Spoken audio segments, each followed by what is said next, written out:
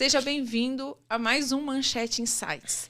Como você sabe, nós estamos aqui para debater vários assuntos que estão no mundo corporativo e principalmente comunicação. No episódio de hoje, eu vou receber uma pessoa muito especial, um jovem executivo e um amigo meu que está fazendo um barulho tremendo no LinkedIn e em outras ações que ele faz em prol da diversidade e inclusão. Tudo isso para que ele possa fomentar no ambiente corporativo as ideias que estão ligadas à diversidade e inclusão, abrindo os caminhos para uma jornada de transformação cultural. Eu quero apresentar para vocês o Thiago Holanda. O Thiago é diretor de marketing e vendas da Automini Logística Robotizada e atua como mentor, palestrante e ativista de temas ligados à diversidade e inclusão em todos os seus aspectos. Thiago, seja bem-vindo, muito obrigada por aceitar o nosso convite. Eu que agradeço. É uma honra estar aqui no seu podcast, gravando e podendo ter a liberdade de falar sobre algum dos temas que eu bastante gosto, assim, né? E que defendo. Agora eu me posiciono como ativista. Vamos brindar, né? Vamos fazer um brinde. A sua presença aqui. A nossa presença. Obrigado pelo convite. E falaram que tem que beber, porque dá azar, né? A cultura alemã ainda tem que olhar nos olhos. Né? Exatamente. Na hora de brindar. Já valeu a pena já o podcast, só pela cerveja. Mas é uma honra estar aqui, André. Parabéns aí pela iniciativa e pelo convite. Né? Como você falou, a gente é amigos. Nós temos uma relação desde quando eu estava lá atrás, na Interhall, né? Que você vem desse mercado de logística. E hoje eu estou aqui para falar não só de tecnologia, startup, mas o foco central é falar de diversidade. Que eu acho que é extremamente importante, né? Avançar nesse tema e enquanto for necessário discutir, enquanto houver pessoas sendo mortas por serem quem são, eu acho que a gente tem que pôr a boca no trombone mesmo, agora eu já entreguei minha idade também, mas etarismo também entra na questão da discussão da diversidade, né? Então, o etarismo é mais recente, né? É mais recente se falar no etarismo, mas entrou na bola da vez aí da discussão de diversidade. Exatamente, porque aqui no Brasil ainda tem uma cultura de que se chega aos 40 já está morto pro mercado. Eu já passei dos 40, mas eu me sinto com um pouco mais de energia de quando eu era adolescente ou quando estava entrando na vida adulta, né? Então, assim, acho que a idade física, ela vai acontecer, obviamente, porque o nosso corpo envelhece, isso para morrer basta estar vivo, né? E faz parte da jornada, né? O único destino que a gente tem é a passagem ou a morte, o que o povo costuma falar, tá tudo certo. Então, e etarismo ou idadismo, né? Uma discussão ainda. Eu nessa profundidade desse espectro da diversidade eu ainda não entrei muito. Thiago, a gente começou super diferente, fazendo um brinde aqui à sua presença, né? Você está aqui com a gente nesse episódio, mas eu gostaria que você falasse um pouco de você, como profissional, como pessoa, para que as pessoas possam conhecer quem é o Thiago Holanda. Nossa.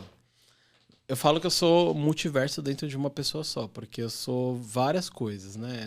Profissionalmente, hoje eu estou como diretor de marketing e vendas da Automini, que é uma empresa que oferece soluções de movimentação logística e toda a parte de dados, inteligência, movimentando pallets com AMRs, que a gente chama, basicamente.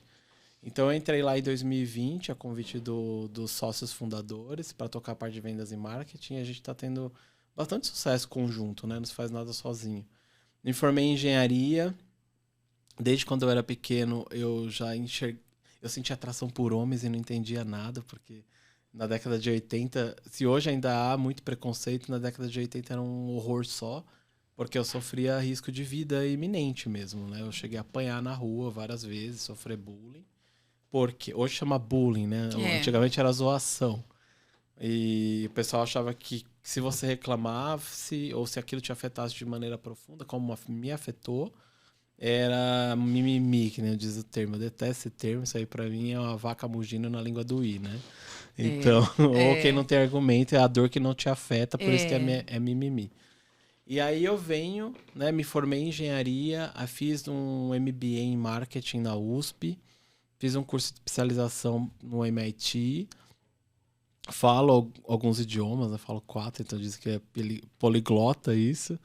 Mas tudo é com muita garra e força de vontade de querer vencer, porque a vida de quem pertence a grupo minorizado não é fácil, né? Você, sendo mulher, sabe as dificuldades que você enfrenta e a gente vai comentar sobre esses assuntos, mas eu costumo falar que não minorias, mas somos grupos minorizados, porque se você for ver no volume, na quantidade, nós somos maioria, né? Inclusive, quando você pega recorte social, pega dados do IBGE, do governo, né? Mais de 54% das pessoas se dizem negras ou pardas, né? Também não gosto desse termo pardo.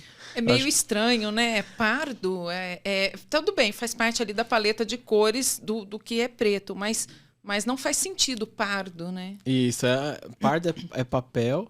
E a Sueli Carneiro, no podcast do Mano Brown, que eu recomendo bastante para quem quiser assistir e entender um pouco de vários aspectos da diversidade, mas principalmente com foco na racialidade, ele é uma coisa inventada pela branquitude, né, para segregar quem se aquilomba, quem se junta em termos raciais para lutar por uma justiça social, que nunca veio, né? A gente tem dentro da história que o Brasil foi fundado sobre assassinatos, estupros e sobre genocídios de povos indígenas e do povo negro, né? A gente ficou mais de 300 anos importando mão de obra escrava da África, que vinham em navios sem condição nenhuma de higiene. E muitos aqui chegavam chegavam só os corpos, na verdade, né? Porque como é que você vai chegar sendo morto? Bom, eu moro no Rio de Janeiro, você deve ter ouvido falar da Pedra do Sal, logo ali naquela parte portuária do Rio de Janeiro.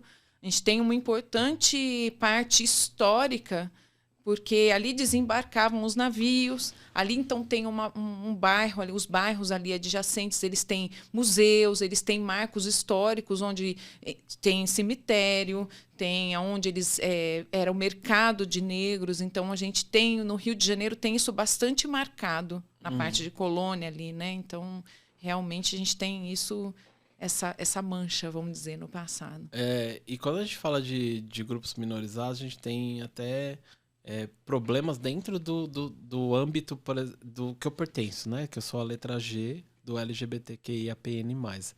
São vários termos, várias letras, e as pessoas que não compreendem, ou não convivem, ou não querem aprender, costumam falar que é muita letra que confunde a cabeça delas. Mas eu falo que ninguém foi perguntar para os químicos que desenvolveram a tabela periódica, que tinha muita sigla na tabela periódica e que você, não dá para aprender porque tem muita quantidade de letras, né? É a mesma simetria, não faz sentido nenhum. Né? Então, aquilo que hoje a gente tem o Google aí, a gente tem informação a um clique, e claro, tem que filtrar, né? Porque em tempos de fake news que podem eleger pessoas que vão ser contra a vontade da maioria numa democracia, a gente tem que tomar muito cuidado de onde é a fonte da notícia. Você, como jornalista, sabe muito bem como é que tem que fazer, né? Tem o passo a passo de buscar informação e de validar, inclusive de várias fontes, né? Então, eu trabalho com comunicação também em marketing, e a gente aprende na trajetória de que a fonte da informação ela é extremamente importante. E uma vez divulgada, ela não tem volta, né? É um desafio, para dizer a verdade. Eu, como jornalista, eu sempre digo que é um desafio produzir notícia atualmente em nível global, porque a questão da fonte é como o relacionamento. A gente tem que desenvolver a fonte. Né? Essa fonte, para ela ser confiável, você tem que ter um tempo de relacionamento com ela, você tem que conhecer, para que você crie credibilidade. Por isso que antigamente o jornalista falava que não podia revelar a fonte, ele protegia muito a fonte. Hoje eu acho que com o advento das redes sociais, a questão da comunicação ficou muito mais desafiadora. Qualquer pessoa pode virar a fonte. Um influenciador digital pode virar a fonte.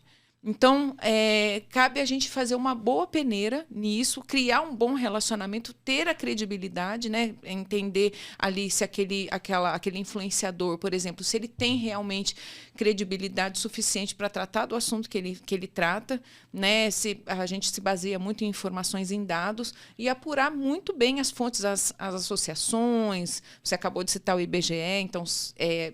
consultar institutos, pesquisas, números, para que a gente possa embasar. A comunicação, desde sempre, foi muito desafiadora.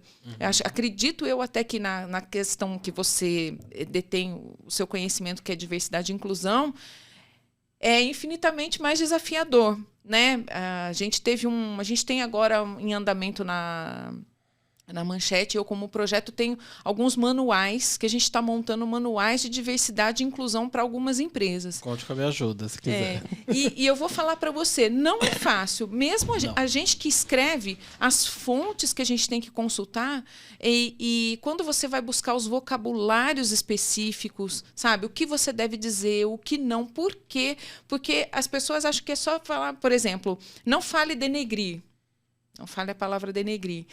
Ah, mas por quê? Não, porque denegrir é uma palavra que remete você à negritude. Então, não e é de uma maneira jocosa, tá associada, né? a uma coisa negativa. Negativa, né? exato. As pessoas, mas como assim? Mas por quê? A gente sempre falou. Então, assim, quando eu te convidei para vir aqui no nosso podcast, eu entendi que você ia falar que isso tudo é uma transformação cultural. É exatamente isso que você sente, que é uma... A diversidade sempre aconteceu, né? É uma coisa desde sempre. A existência né? sempre ocorreu. Sempre teve. Né? Jesus, tem até um pastor que ele é bem conhecido no Instagram, agora eu não vou me recordar o nome, mas depois eu recordo e te mando, a gente põe lá na legendinha que tá falando. E ele fala, pessoas do espectro LGBT já existia desde a época da cristandade, de Cristo, e antes também. Ele até deu uma entrevista pro programa do Danilo Gentili, que ele perguntava, mas como é que Cristo lidava com os gays, né? Ele falou, ele não se importava. Porque não tem que se importar mesmo, né, com as pessoas, né? E não faz sentido nenhum. Então, hoje, está tendo a oportunidade, eu venho da década de 80, onde tem uma entrevista bastante emblemática, que uma repórter sai na rua e pergunta, estavam sendo assassinados pessoas travestis no centro de São Paulo, né? E ela foi fazer uma entrevista perguntando a opinião das pessoas, que elas achavam dessas mortes, né, desses assassinatos. E a grande maioria falou que tinha que matar mesmo. Então, imagine você crescer num ambiente onde você corre risco de vida iminente, né? Eu cresci numa região periférica aqui de São Paulo, um bairro chamado Itaim Paulista, que era extremamente violento, ainda é hoje.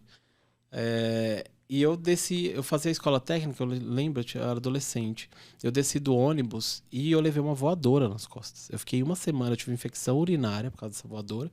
E eu simplesmente apanhei pelos meus trejeitos.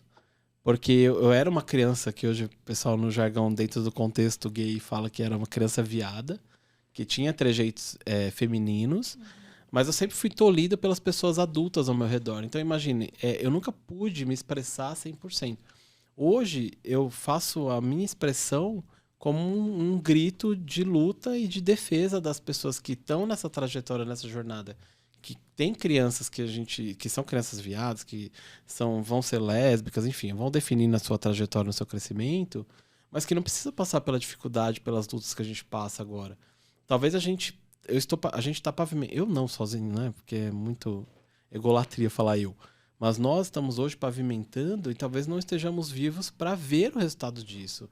Mas não importa, né? A gente só de saber que a gente está facilitando a vida das pessoas, sendo uma pessoa que vai conectar, criar conexões mais fáceis para que elas não passem pelas dificuldades que a gente passou, isso é motivo de bastante realização, né? Então, como foi que você despertou para essa questão, então? Quer dizer, você, desde criança, você sentiu a diferença, tal, você veio num crescendo. Como foi que você começou a se expressar, então, Thiago? Quando foi que você sentiu liberdade para que você pudesse se comunicar, se expressar exatamente e colocar sua voz? Quando é que você conseguiu ter a voz? Então, quando em 2017 ou 2018, eu sempre trabalhei na área de engenharia e na área de vendas. Então, assim, eu era sempre frente das empresas, porque quando você é vendedor, você é a primeira pessoa a chegar para apresentar o produto a solução que você resolve. E aí eu sempre tive que ficar me comportando, tomando cuidado para as pessoas não perceberem, para não sofrer uma retaliação, né? Porque tem muita gente que não me vê como uma pessoa que fez engenharia ou que é engenheiro. E a gente sofre apagamento, a gente é muito questionado em termos de tudo bem, você é engenheiro, mas você não entende engenharia e tudo. Como mulheres também sofrem nesse sentido, né? Que são engenheiras. E aí eu fui trabalhar numa empresa E lá eu pude me assumir, as pessoas já sabiam, então eu senti um pouco mais de tranquilidade. E aí eu comecei no LinkedIn, a fazer um planejamento de postar e de construir minha marca pessoal e também da empresa depois que eu vim trabalhar aqui, a Automini.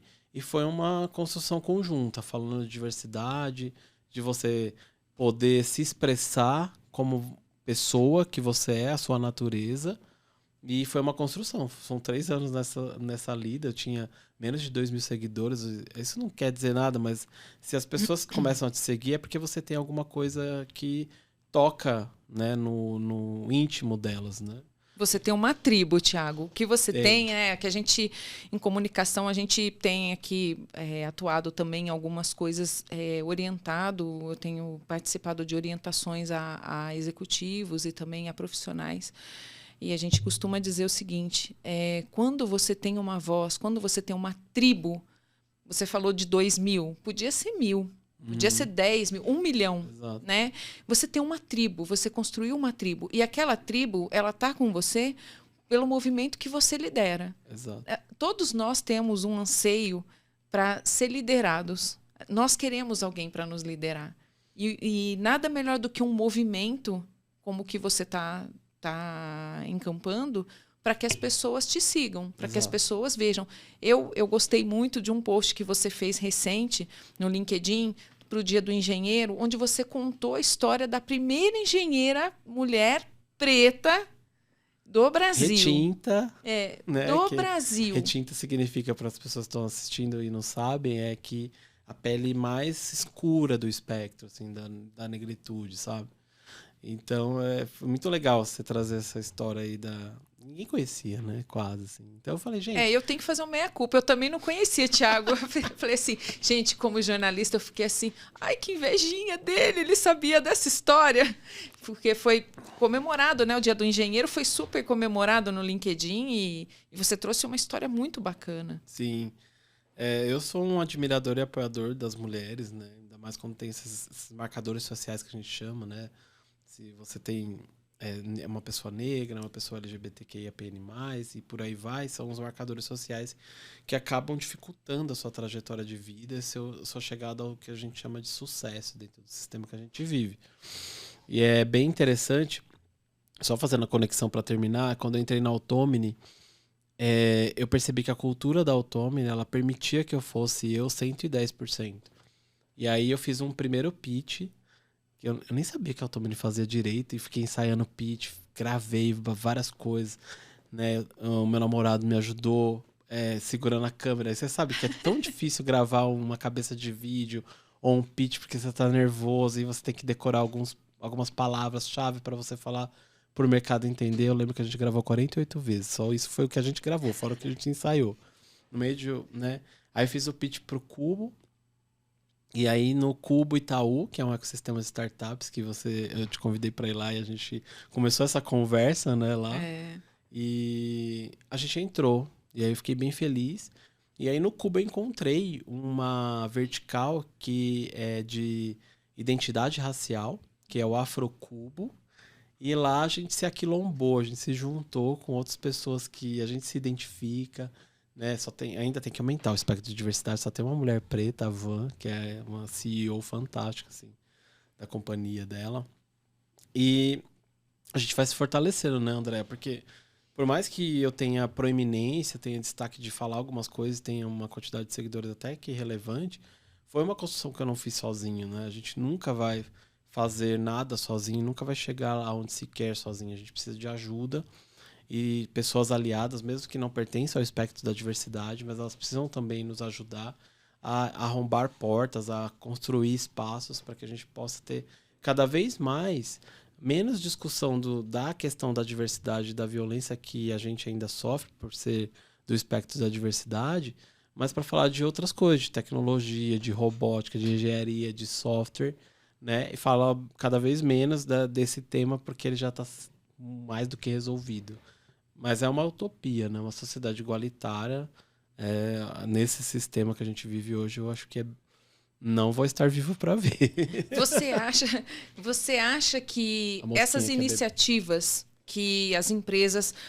a gente tem feito benchmarks com algumas empresas, né? A Siemens, o C6 Bank também, a própria Nubank também tem uma diretora de diversidade que saiu da L'Oréal. Eu não me lembro o nome dela, mas ela estava na L'Oréal e foi para a Nubank justamente por conta do trabalho que ela fez na L'Oréal. São empresas que têm uma bandeira pela diversidade e inclusão bastante importante. Uhum. Né? São empresas multinacionais. Tal. Você acha que é efetivo esse trabalho? Ou seja, me chamou a atenção no que você falou agora há pouco, que enquanto a gente está discutindo isso, a gente poderia estar discutindo tecnologia, inovação, poderia estar discutindo assuntos mais prioritários. E a gente ainda tem que carregar esse. Que quando a gente parar de discutir esse assunto, a gente vai ter espaço para outros mais relevantes, mais importantes. Você acha que é efetivo o que as empresas têm feito? Ou seja, produzir manual, criar comitês de diversidade e inclusão, criar ações, campanhas, reforçar com textos, palestras. Você tem visto e tem vivenciado isso? O que você, na sua opinião, sobre essa vivência da diversidade e inclusão nas empresas? Muito boa essa pergunta. Eu vou falar do que eu experimento, né? Porque não é uma coisa que eu estudo e eu não quero entrar por uma coisa de ser leviano naquilo que eu vou falar.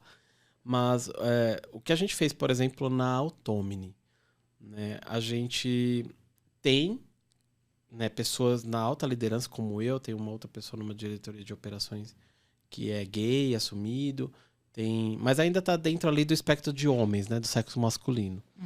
E aí a gente estava discutindo, né, faz sentido a gente abrir vaga direcionada, com ação intencional, para a pessoa, por exemplo... As vagas positivas, né? Isso, positivas. Aí eu falei, será que isso não soa um pouco hipócrita, porque a gente não tem uma ação de acolhimento, um manual que vá desde a abertura da vaga, da oportunidade, fazer o onboarding, como essa pessoa vai ser tratada aqui dentro, e blá, blá, blá, porque senão a coisa... morre por si só. O que eu vejo a grande maioria das companhias fazendo é marketing barato. Eu falo marketing barato porque a gente trabalha na seara do marketing. Marketing tem muito estudo, muito teste, muita avaliação, muito levantamento de dados. Eu falo que marketing é pesquisa científica 100%. É todo o tempo você está fazendo pesquisa, testando e redirecionando o caminho. Né? Tanto é que tem algumas empresas, o próprio Nubank, né, errou aí com uma das sócias falando uma grande besteira no Roda Viva, né? Que quiser procurar Roda Viva lá com a fundadora e a sócia do Nubank, que tinha que diminuir a régua para contratar pessoas negras. Não tem que diminuir nada. Tem pessoas muito capazes, né? E você tem que ter uma humanidade na descrição de abertura dessas vagas, né? O que eu posso fazer para aumentar a quantidade e aumentar o tamanho da oportunidade para essas pessoas, né? Sair da questão de marketing. Outra questão do marketing, né? Quando a gente fala de ecologia, né? Teve a COP agora no Egito. Isso. E as pessoas foram de jatinho particular. Isso é greenwashing. Exatamente. Isso é besteira. Pelo amor de Deus. Como é que você... Hoje, na questão do Zoom, de ferramentas virtuais, faz uma grande conferência para discussão do clima virtualmente. Ninguém vai gastar. A gente sabe que o que mais polui o ambiente são aviões. E você vai com pessoas, 10 pessoas num jatinho particular, quando você podia pegar avião de carreira para diminuir o seu impacto, né, ecológico. E isso é sobre ter dimensão da sua existência dentro de uma sociedade. Então, eu gosto muito da cultura japonesa, e a gente viu de novo na Copa, o pessoal terminava o jogo, eles recolhiam lixo, porque eles têm uma mentalidade de que o que eu faço não pode impactar negativamente a outra pessoa. Então, quando a gente começar a pensar nas nossas ações, qual o impacto negativo que causa nas pessoas que estão próximas a gente e a outras pessoas potencialmente, eu acho que a gente vai ter uma sociedade um pouco mais igualitária, ponto de vista social, ponto de vista econômico, né? A gente outro dia eu estava lendo um artigo que, né, se macacos, quando vivem em conjunto, eu não sei se isso deve ser uma anedota, alguma coisa do tipo, não sei se foi científico, eu não pesquisei ainda. Mas se um macaco começa a pegar todas as bananas e comer, os outros macacos da tribo vão se juntar para matar ele. Aqui a gente põe na capa da Forbes como um bilionário do ano. Porque é uma pessoa, enquanto num canto do planeta tem muita gente. Aqui no Brasil tem mais de 30 milhões de pessoas passando fome. Exato. E a gente tem pessoas bilionárias. Eu acho que isso é uma incoerência, inclusive moral e ética, né? Então a gente tem que não só pensar, vou abrir vaga para pessoas negras, para pessoas travestis, LGBTQIAPN+, e blá blá blá. Aí chega, faz o processo é um horror. Porque a pessoa não consegue nem... não sabe lidar no trato de conversar e se comunicar com aquelas pessoas, né? Faz piadinha, debocha, mas você não sabe como aquela pessoa chegou ali toda escangalhada. A gente fala que a gente que é do espectro de diversidade, a gente tem a saúde mental nossa totalmente fragilizada. Ela foi atacada até a nossa vida adulta e é atacada até hoje, né? Eu tive em 2015 depressão e síndrome do pânico. Eu imaginava que em 2015 seria o fim da minha vida, porque eu vivi experiências horrorosas, né? Hoje o pessoal fala assim, mas essa geração Y, Z, a humanidade nós, humanos, temos uma tendência a compartimentalizar tudo, né? A gente rotula. E aí hoje se fala muito da questão de saúde mental, mas ninguém lembra que seu pai ou seu avô foram alcoólatras e batiam na mãe. Às vezes eles também estavam sobrecarregados mentalmente, mas não tinha essa discussão, essa abertura para se falar disso, de saúde mental, e muito menos acesso a terapias como a gente tem hoje, né? Claro, não todo mundo tem, isso é uma questão de privilégio também, mas é uma outra discussão, né, que entra em outras searas que a gente, acho que não é o âmbito e não é o objetivo desse nosso podcast hoje. Mas, assim, as empresas têm que pensar em toda a jornada, Andréia. Não adianta só, vou abrir vaga afirmativa, todo mundo comemora e nada acontece. Você tocou num assunto bem, bem interessante. Você acabou de falar o seguinte, o processo de onboarding, quer dizer, você faz a vaga afirmativa, aí você recebe os currículos, aí você vai para o bate-papo. Às vezes, a pessoa que vai fazer a entrevista não é uma pessoa que está preparada, que está com essa cabeça na diversidade, na inclusão. Então, ela pode ali já começar a ter uma comunicação não fluida com aquele candidato. Exato. Né? E aí, o processo de onboarding. Eu acho que o pessoal deve fazer o mesmo onboarding que faz para todos. E, às vezes, nem tem onboarding na empresa. Eu já peguei um caso que a gente foi contratado, que pediram para mim, olha, faz aqui no RH, ajuda a gente a fazer um processo de onboarding. A gente contrata, a pessoa não recebe nada. Ela já começa lá na mesa, no computador, a gente dá a senha e pronto. Quer dizer, ela não sabe quais são os valores da empresa, ela não sabe o propósito, ela não sabe quem está ali, ou seja, qual é o espectro de diversidade que tem, como é que, se a empresa aceita, se não aceita. Então, existe uma série de situações que eu acho que estão todas conectadas com comunicação. No fundo, eu estou ouvindo você e estou falando assim, olha, tudo que ele está falando, tudo é comunicação. A gente fala que uma empresa pode falir se ela não soubesse comunicar. É verdade. Porque a gente precisa de entender uma empresa em sua complexidade, entender o contexto em que ela está inserida. Então, quando a gente fala assim, igual, a startup não tem tempo de descrever processo de onboarding, porque a gente vende... E aí, peraí, agora vendeu, tem que entregar, agora tem que desenvolver, agora tem que fazer o projeto. Então, assim, todo dia apagando um incêndio diferente, até que você recebe investimento e consegue transformar tudo isso que você está fazendo em processo. Algumas já são orientadas a processo, já vem tudo bonitinho, mas são raras as que conseguem fazer isso. Mas a empresa gigante, ela tem que pensar em todas as etapas, né? Então, tem que pensar, puxa, e se der errado? E se alguém que está fazendo o processo é uma pessoa que não está dentro do contexto do privilégio? O que mais você vê no YouTube, você consegue digitar no vídeos lá de diversidade. Esses dias eu até mandei um comentário numa rede, no YouTube, o pessoal falando de diversidade só homem branco. Falando de diversidade, eu falei, peraí, que vocês querem discutir diversidade só com homem branco? Gente, é só explicando, tá? Não tenho nada contra pessoas brancas. Não, é bom que ele diga isso, porque, na verdade, o que as pessoas dizem né? Você só sabe falar pessoa branca, e nem que são héteros, né? assim. Né? Eu tenho até amigos que são héteros, então... Não, parece que tem uma grande massa contra o homem branco ou mulher branca e hétero. Não, mas não é isso. O que o pessoal, a gente costuma dizer, em termos de raça, que... A negritude não busca vingança, a gente busca igualdade.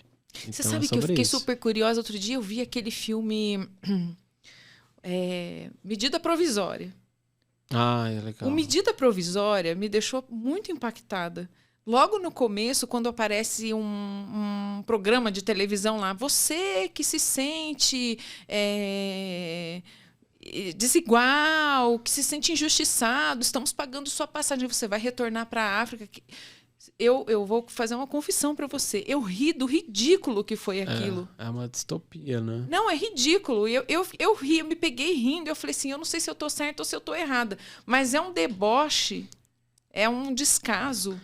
Né? E eu me lembro muito bem da coletiva que deram no medida provisória. O Seu Jorge, que é o ator que foi lá, ele perguntou para a Adriana Esteves, que estava no papel de uma representante do governo, que estava registrando as pessoas que queriam voltar para a África, né? Nome, né? Explicando os benefícios desse programa, o quanto era justo.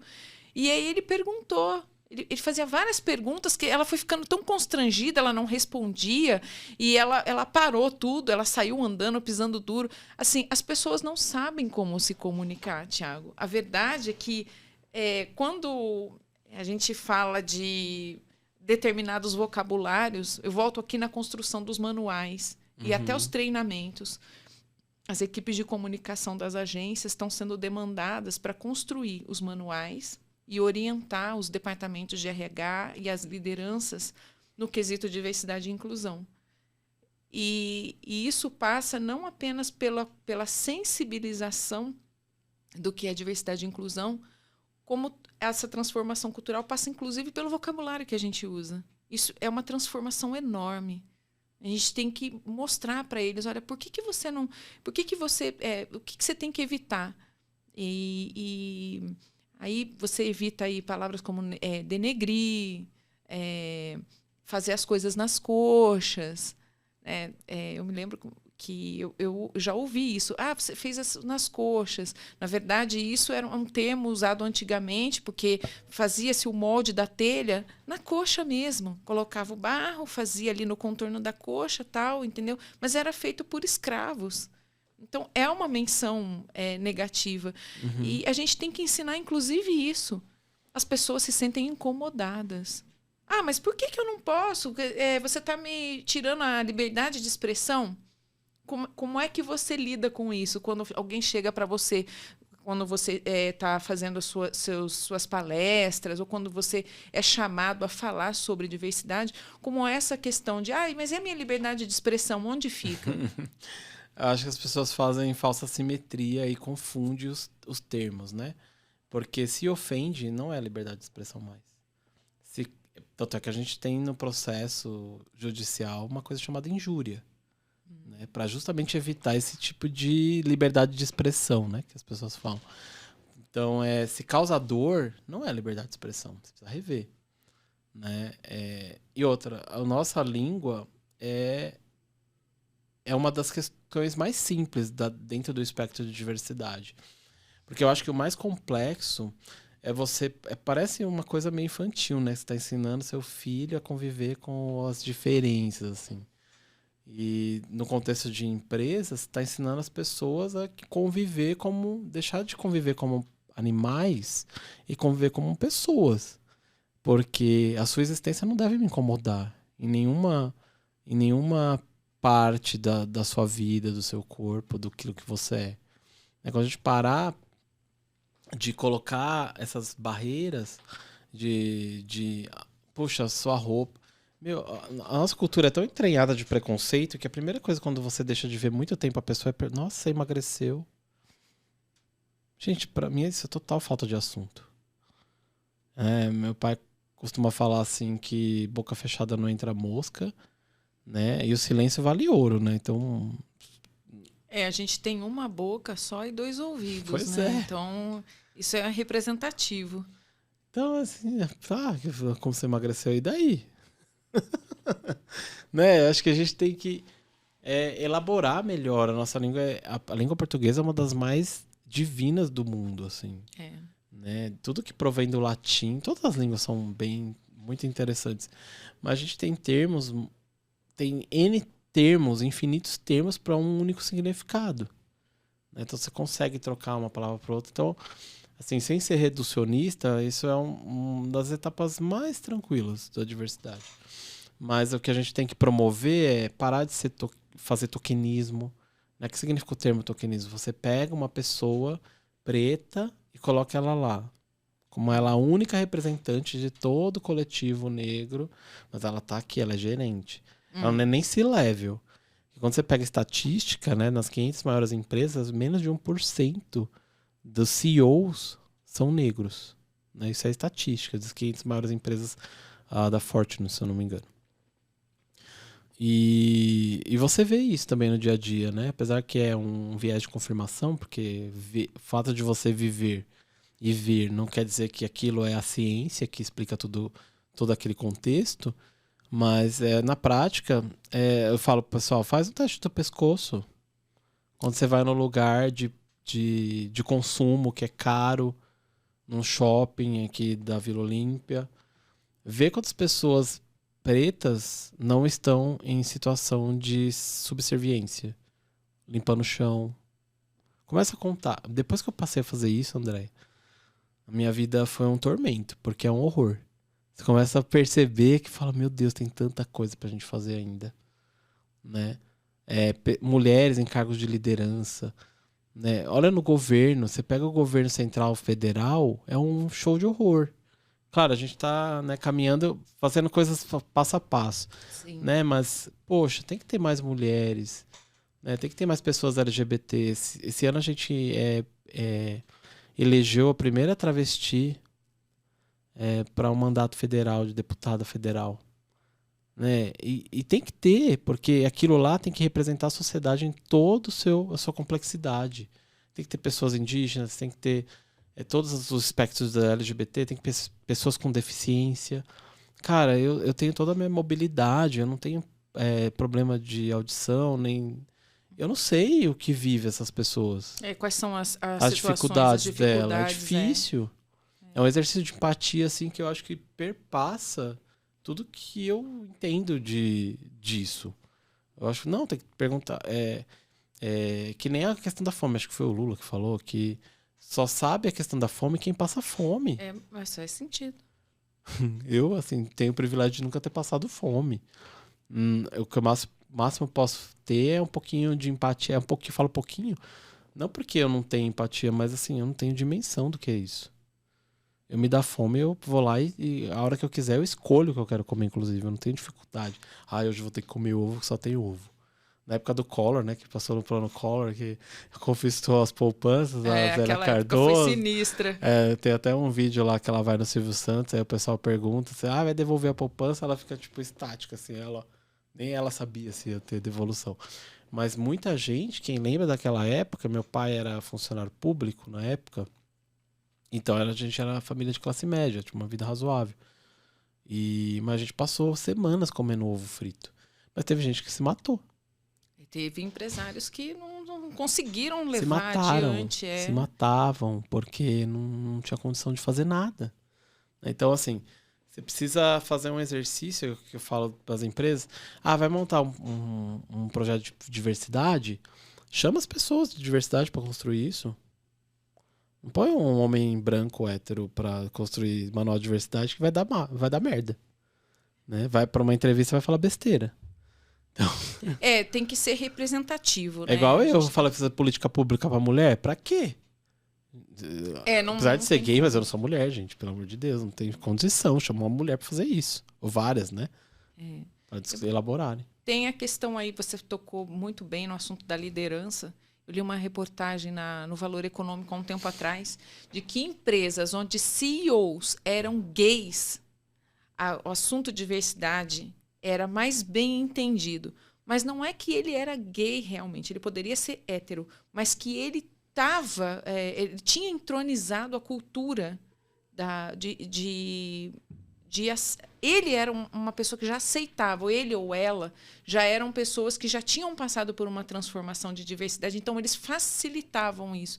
Eu observo em alguns projetos que eu atuo que o cascateamento da questão da diversidade, da inclusão, é mais facilitado, é mais fluido quando a gente tem um processo de comunicação mais fluido, mais bem estruturado.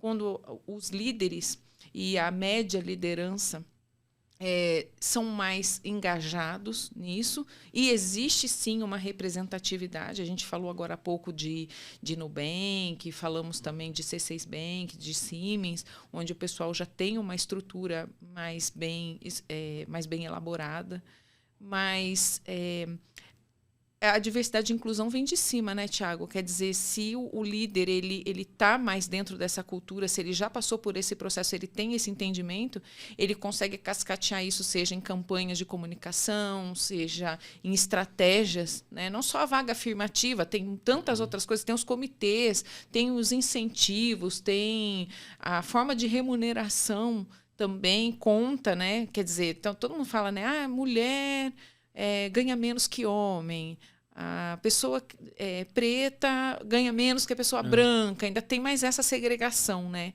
Então, eu observo que onde as lideranças já estão transformadas, essa questão já está mais, no mundo corporativo já está mais reduzido. É isso? Você observa isso também? Sim. Acho que tem até um estudo acho que foi a Google que publicou.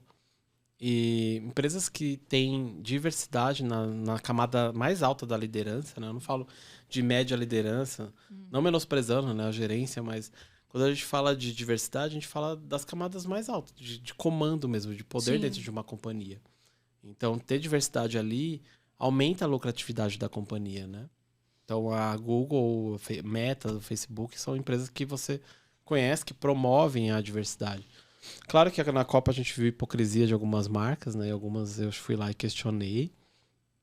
E foram furtivas na resposta, né? Porque eu acho que, assim, sobretudo quando a gente tá passível de erro, ninguém vai estar isento. Eu também posso falar muita besteira, como falo.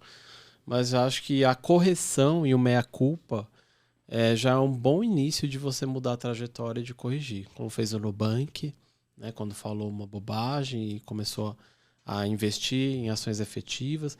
Algumas empresas não fizeram isso, mas eu não vou nominar porque, né, pode rolar um processinho, eu não tô afim. Mas tem... Quando você fala de pessoas gay, no caso de gay, tem muito a se fazer ainda. Por quê? Quando você repara, por exemplo, o Tim Cook, ele é o CEO da Apple. Mas ele é heteronormativo, assim, ele não tem muita afetação, que a gente fala, trejeito. Põe uma bicha para ser CEO da sua companhia, isso eu quero ver. Põe uma travesti para ser CEO. Por que não? Tem gente muito competente. Conheço travesti que tem doutorado, que teve a oportunidade, diante de tanta luta, estudar, né? Mas, assim, quanto a percentual é menor, e que muitas são mortas por aí, né? Vamos eleger para política, né? Eu elegi uma travesti para política porque eu reconheço que dentro do LGBTQIAPN+, das siglas, as vivências de algumas parcelas dessas siglas são muito piores. A violência extrema, né? Total, né? Quem não lembra daquele casal que levou uma lampadada na Paulista até hoje, todo mundo lembra desse episódio. Né? Sobre essas questões. Isso aí tem que estar... ser até de museu. Por que eu falo de ser de museu? O pessoal fala, vamos esquecer. Não. A gente tem que guardar para não voltar. Né? A gente teve agora esse último mandato político muito beirando o fascismo. Ainda tem gente ainda fazendo protesto. Ontem, essa semana, teve a questão de depredação lá em Brasília. Né? Cara, acabou. Segue. Né? Democracia é isso. A gente vai ter momentos que a gente não vai concordar com o que aconteceu em termos de política, e tem momentos que a gente vai concordar e vamos ter que conviver nesse sentido, mas para o bem comum.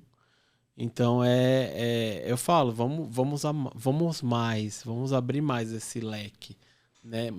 Quantas mulheres são CEO de companhias grandes que comandam empresas? É muito raro. É coisa pouca. Você vai em ambientes, em eventos, você vê nos painéis muito pouca mulher, principalmente da engenharia, de logística, então automação. Nossa. Bicho é raro, mulher também. E assim, as pessoas me questionam. É um nicho ainda predominantemente masculino, né? Total. E você sofre apagamento, porque mesmo você estando naquele lugar, não necessariamente você vai falar. Então, assim, você tem que estar lá. Você não tem voz. É isso Não que você tem quer dizer, voz. não tem Você tem que ir lá e voz. falar, Andréa tá num fórum discutindo engenharia de automação. André, qual a sua opinião? Fulano, que é do espectro de diversidade, qual a sua opinião? Você que é ali do seu privilégio, você tem que promover a fala dessas pessoas, inclusive. Porque quando você está nesse meio, muitas vezes você se sente coagido, se sente muito pressionado, fala, puxa, será que eu vou falar uma besteira? Porque você tem isso mesmo, né? Dá um apagamento de autoestima, né? Também. Uma situação que você não acaba tendo uma não certeza das suas competências técnicas, porque assim, a faculdade é uma para todo mundo. As competências técnicas que você desenvolve lá na faculdade, agora o soft skills é outro esquema. Soft skills ele já é uma coisa à parte. Mas, assim, sim, a gente acaba ficando em dúvida se aquela parte técnica, se tudo aquilo que a gente se estudou, se preparou, se a gente realmente a gente é detentor mesmo desse conhecimento. Daí que eu falo que quando você fala na questão do apagamento, esse questionamento, eu posso contar uma experiência minha. Eu trabalho, eu sou jornalista, mas também sou consultora de comunicação e eu tenho um nicho que eu atuo muito forte, que é o de logística. Né? Eu tenho alguns clientes na área de logística. Eu já peguei algumas empresas que eu fiz consultoria e que eles duvidavam do que eu estava falando. Mas são pessoas assim, mais velhas, sabe? Que vê assim, uma garota nova, que tá, né, tem uma questão de propostas diferentes, porque a gente que está muito conectada no digital, a gente traz propostas que meio que chocam às vezes, né? Ou então coisas que a pessoa é muito conservadora, então ela não quer mudar. Enfim, existe... Eu passei por algumas experiências onde foi assim, tacitamente questionado se eu era capaz, se eu estava falando o que eu estava falando era realmente uma coisa que deveria seguir. Na posição de consultora, né? Você dá você abre questionamentos e abre caminhos para o cliente e o cliente tem todo o direito de duvidar. É claro que ele tem. Mas, claro, assim, quando ele te contrata e duvida de tudo que você fala, normalmente a gente acaba pensando que existe um viés contaminado, né, onde ele puxa mas é uma mulher que está falando. Né? Eu já passei pelo constrangimento de estar numa reunião, ter uma pessoa que trabalha para mim, um homem, ele ser mais ouvido que eu. E eu falei a mesma coisa. A gente armava o seguinte esquema. Eu vou falar, se não colar, você vai falar a mesma coisa de maneira diferente. E colava.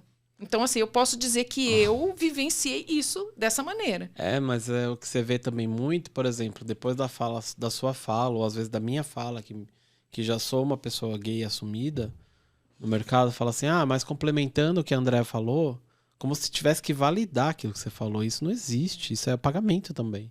Isso é machismo, né? Isso é homofobia. Porque você não precisa validar o que eu falei. Se eu sou profissional, tanto quanto você. Então, o que eu falei, eu tenho conhecimento científico, inclusive com a testemunho de um diploma, de que o que eu estou falando também é ciência. E foi estudado e está fundamentado naquilo que eu aprendi na minha experiência. Então, é isso que a gente tem que...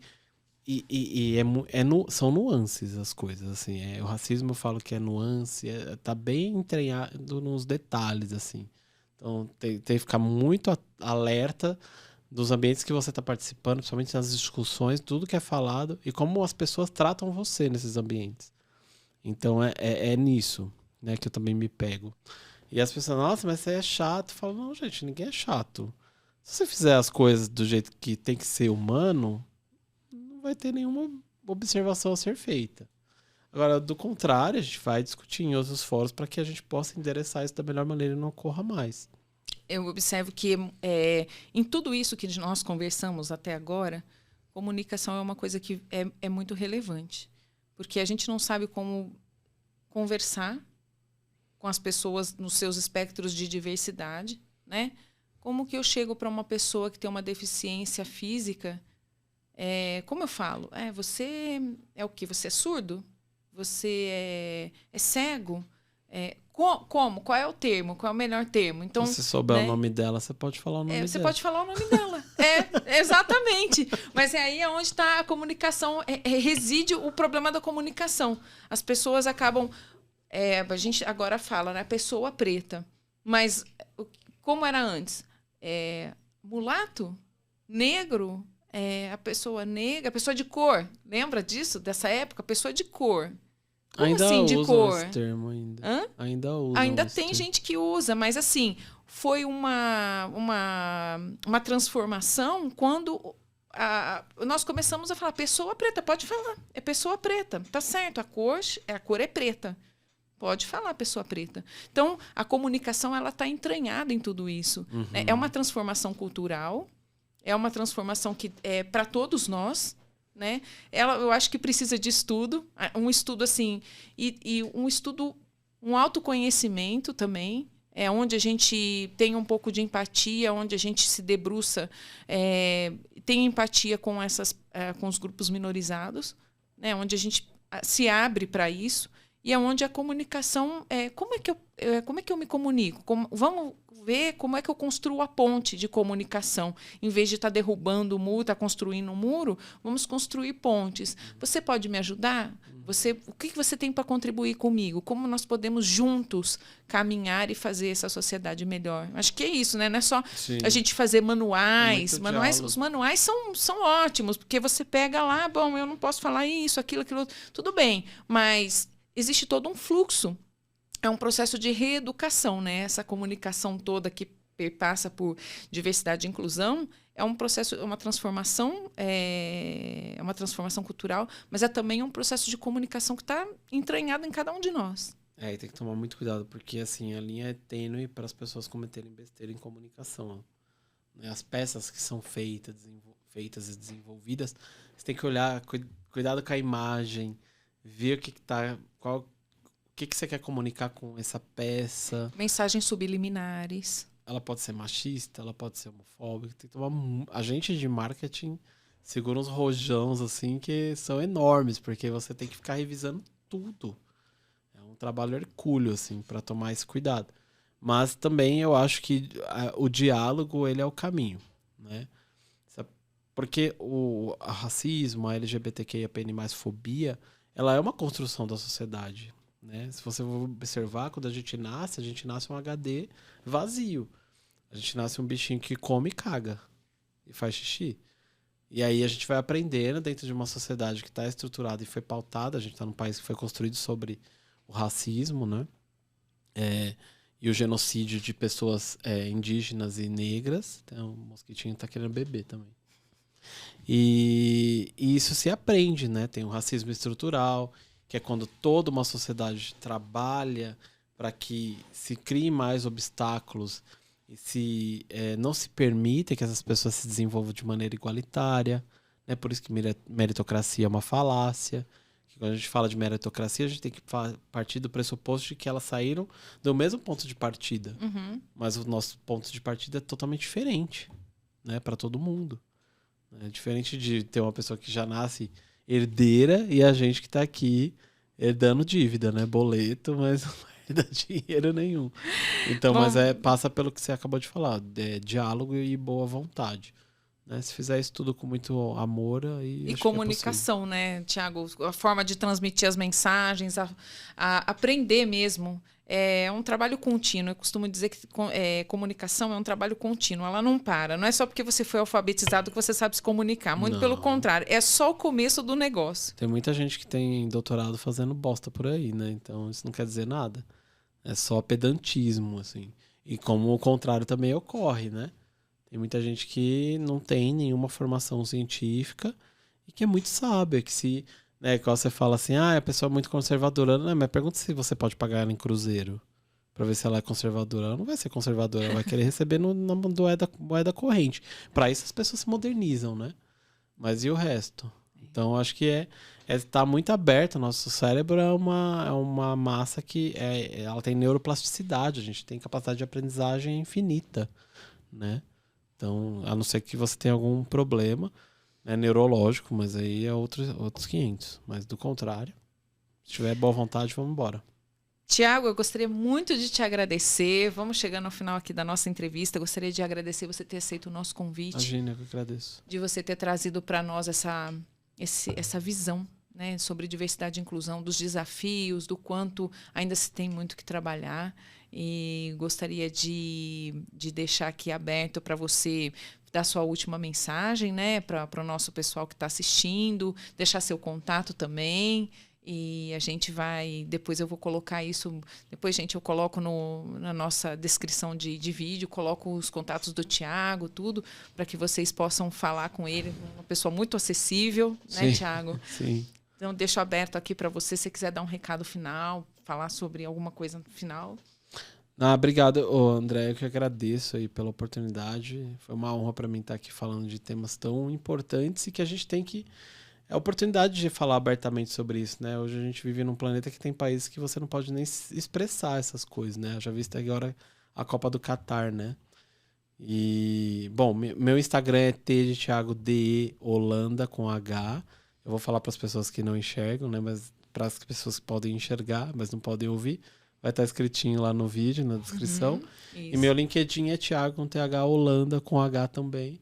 Tá lá com um arco-írisinho e tá minha foto, minha carinha lá, vai todo mundo me reconhecer. E se quiser bater um papo, tomar um café, pode me chamar no inbox. A gente tá sempre disponível aí para bater um bom papo e ajudar nessa construção de uma sociedade melhor. Mesmo que a gente não esteja aqui para ver, mas no podcast do Mano Brown, eu recomendo que todo mundo ouça, o padre Júlio Lancelotti, ele fala: meus olhos não estarão aqui para ver, mas eu quero ver as pessoas dançando de alegria de um mundo mais justo em cima da terra onde meus olhos estarão enterrados. Então é bem bonito isso. Eu acho Padre Júlio também é excelente. Excelente. Padre Júlio é sensacional. Ele só trabalha com pessoas que ninguém tem coragem nem de abraçar, né? Exatamente. Que estão fedendo, não serve mais para nada. Sabe que ele adotou uma trans, né? Sei. Excelente. A história é linda. É muito maravilhoso ele. Tiago, muito obrigada. Esse programa só pode ser... A gente só pode continuar com esse programa e distribuir conteúdo de qualidade se você participar dele. Então, dá o seu like aqui, compartilha com seus amigos e acompanha a gente até o próximo episódio. Obrigada, até mais.